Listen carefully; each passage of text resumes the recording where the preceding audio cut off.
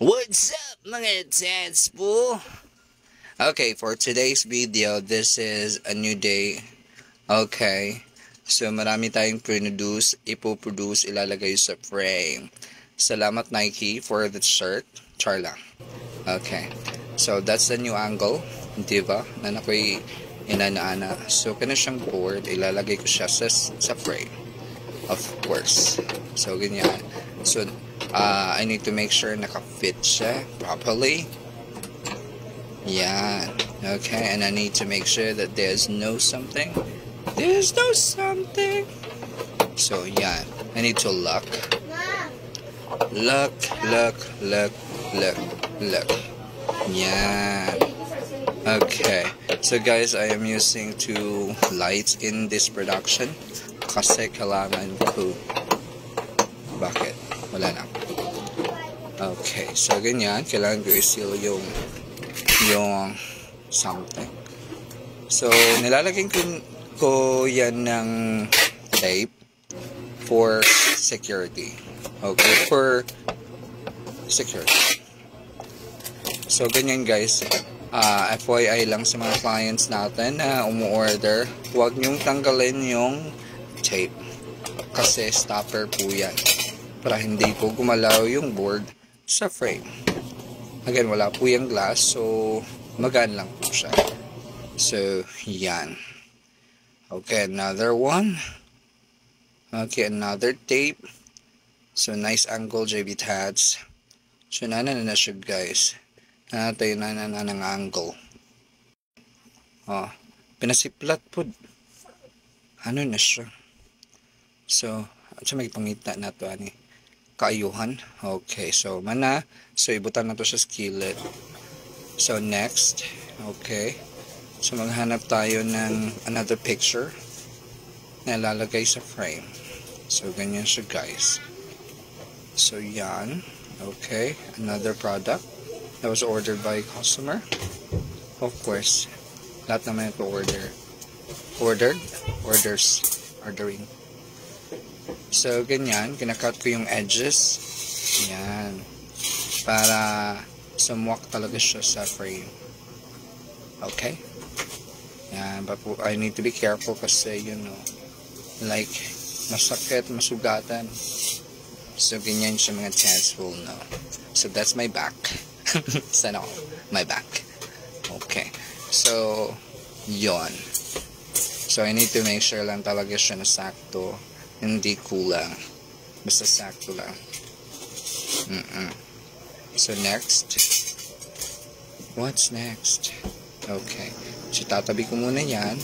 So, yan. Kumuha ko ng frame. So, that's just a border frame. Okay. Wala po yung glass. So, hindi po yan typical na mga frame na nabibili natin sa, you know, like bangketa. So, ito. Nabibili ko yan sa bangketo. Okay? So, yon. So, guys, medyo, ano pa rin. Medyo matrabaho pa to. So, yan. So, that's how I do it. That's how I place it. So, may stopper na po yan sa, you know, sa sides. And I need to, you know, like, langkat it. Yan. Yun. Okay. So, pag kulang po siya, guys, I have to cut another part of it para kung sumobra pa, kailangan kunan. Basta, kailangan ika. Okay, so, wow. Okay, nice angle. Nice back. Okay. Go, JB Tats. Go, JB Tats. Go, JB Tats. Cheer dancer. Cheerleaders. Okay, so, ano ba? What's next? Kapoy na pong tuklok ka ng recorder ba? So, Hinanyam din yung hassle mag-con ba? Mag-voice over. So, one of the things that I do, guys, like, I do sponsorship, especially sa pageantry. Okay? So, the biggest pageant that I've sponsored is MU. Yeah. What is MU? Una-una pa ko unsay meaning. Okay. Okay. So, ina siya guys no. Kadugi ba ano? Okay. What's next? So, finally, nasakto na gid siya. Yan na siya sack 3. Sack 2. Okay. So, na siya guys. So, once na tawag dito, ma-fit in na siya. So, kailangan ko yung i-lock yung stopper, kumbaga. Yeah. So, yun. So, that's how I do it. So, I am using coin para mas maingat siya i-lock. Kasi masakit. Masakit po sa kabay. Okay. Yun. Nice JB Tags. Actually guys, wala po nagturo sa akin kung paano to gawin. I just did it. You know, like I'm smart. Just kidding. Okay. Actually guys, copy-paste na niya siya. So, nag-observe lang ko kung paano siya, kung paano siya ilagay sa frame. So, bali yung producer, yung supplier ko kasi is kumakawa sila ng ganito. Pero, iba po kasi yung material na ginagamit nila. Tapos, iba pong picture na ginagawa nila. Like, yung mga para sa police, yun, graduation, yun. So, basically, that's their one of their businesses. So, what I did is that I have to find another way para maging unique tayo, 'di ba? We're special. So, ganyan siya, guys. So, though alam nila kung ano yung ginagawa ko. Though alam nila kung anong ginagawa ko. So, kasi before I made it on my own, sila yung nag-i-insert channel ab. Okay. So, sila yung nag-i-insert talaga ng mga picture. So, bali, kinukuha ko lang na may picture na siya dati. Pero ngayon, para mas mabilis, ako na lang yung naglalagay ng mga picture. Yun. Dati kasi is tawag dito. I bring it to them. I brought it to them. I bring her. Basta. So, what I did. Basta. So, I submitted sa project. So, bali mo siya, guys ba? Basta ako siyang ginahatod dito.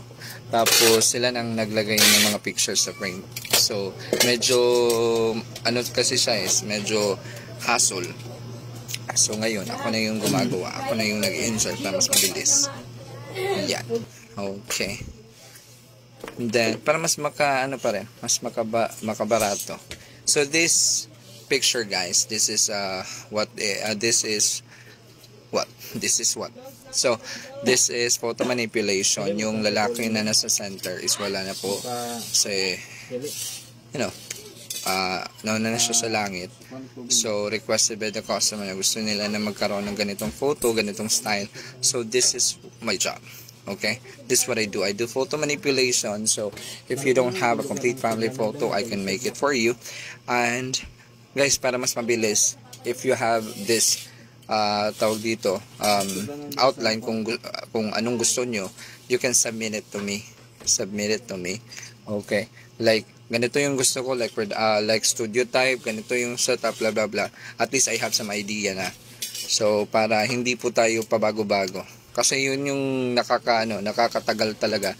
Kasi after ko na mag-layout based on my desire, tapos hindi ninyo gusto, tapos iba na naman tayo ng outline. So, medyo matatagalan talaga. Lalo na pag maghanap pa ako ng katawan. Ganon siya. Yan. So, guys, that's the top view, okay? So, at least makikita nyo kung paano ko ini-insert yung Sintra board sa frame. Okay. So, that's how it is, guys. I'm using coin again for my security and safety purpose. So, basta, para hindi ako masugatan. Okay. Masakit kasi magmahal, ha? Okay. So, ganon siya, guys, no? So, ini-insert ko siya. So, ganyan siya, guys. I need to make sure na swak talaga siya sa frame. Ganon. So yan guys, now I cut the edges na hindi naman kailangan. Pag hindi ka kailangan, lumayas ka na, char. So ganyan siya guys. Okay. So kailangan pa rin yung sukod-sukurin. Okay. Yan. Maraming nag-billiard. Sniper yarn. Yan. So, those are the edges na hindi na siya kailangan. So, ilalagay ko na lang yan siya sa frame. Okay. Need to make sure na tama yung sukat. Yan. So, after ko siyang maligay siya guys, so kailangan ko yung ilock yung stopper, yung nasa gilid para hindi po malaglag yung board from the frame. Yon. Okay. So, ganyan siya guys. Para at least alam nyo kung yung anong ginagawa ko. So, again, after na malak ko siya, kailangan ko siyang lagyan ng tape para hindi po siya gumalaw. Okay? Kasi, that's one of the problem kasi pag hindi siya glass type, you know, kaya, again, these materials are very lightweight, so anytime pwede siyang gumalaw. Okay, so, using the tape, steady lang siya. So, please don't remove the tape from the back of the frame. So, may purpose po yan kung bakit nilagyan po ng ganyan. Okay. So, I am using fragile para at least alam ninyo na hindi pa rin siya ganun. I mean, kailangan talaga pa rin siyang ingatan. Okay? Kasi, at the end of the day, kung reckless ka talaga, masisira talaga siya. Okay? So mga tats, for this part, we are packing the frames. Okay. So this is how we pack it. So medyo matrabaho talaga siya, no? Kasi kailangan ng kahoy. So pag napack na siya guys, ganyan na po siya. Pasensya na po sa hanger. Okay, so that's how it is guys. So nalalagyan po namin yan ng details. Shipment details sa labas para madali po siya hanapin. Yon. So actually guys, marami pa po tayong ipapack and isa-ship out. So yun lang guys, no? Maraming salamat talaga sa tiwala ninyo kasi may ganito tayo. Ay.